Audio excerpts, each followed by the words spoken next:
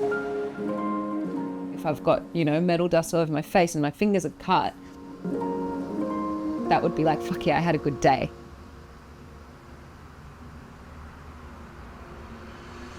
My name's Tash and I own STASH Jewellery. I hand make and handcraft a range of men's and women's jewellery.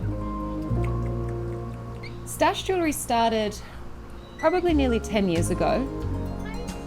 I was working in the jewellery industry at the time, but I was frustrated with the lack of the sort of jewellery that I wanted to wear being available. So I decided to begin my own brand. My mum is an antique jewellery dealer, so I grew up surrounded by jewellery. So it's always been a real fascination and a little bit of an obsession of mine. I've always collected and sort of made bits and pieces along the way. I started drumming when I was 8. So I was drumming all through my teens and I was absolutely obsessed. Even when I was like 15, 16, I was playing in bands at pubs and I had to get my mum to write notes to say, I give permission for my daughter to be at the pub for these hours to play this gig. And then through my early 20s, I was working full-time in the jewellery industry and playing in bands at night. And then it sort of started to feel like the jewellery was starting to take more of an interest.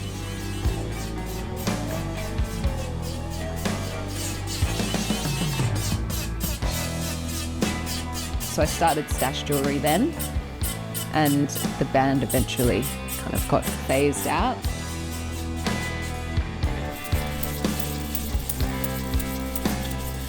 There's definitely a rock and roll edge to a lot of my designs, which I think kind of sets it apart a little bit in the sense that it's feminine. Then there's an antique influence that's come from my mum as well, but that's kind of infused with the rock and roll punk essence too.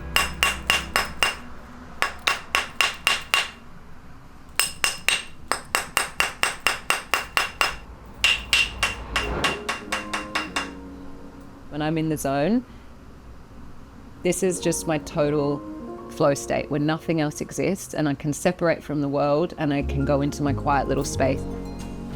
There's something about the hands-on creation element that I've always really enjoyed. I sometimes go to sleep and I'm designing jewellery in my brain, then turning that into something tangible is very, very satisfying.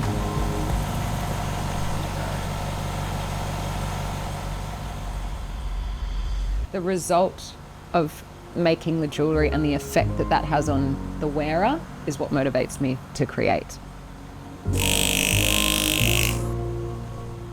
If I'm just making jewellery for nobody, I don't think I would have the same satisfaction as making jewellery for someone where I know it's going to be treasured forever, it's going to have meaning and value and importance and tell their story.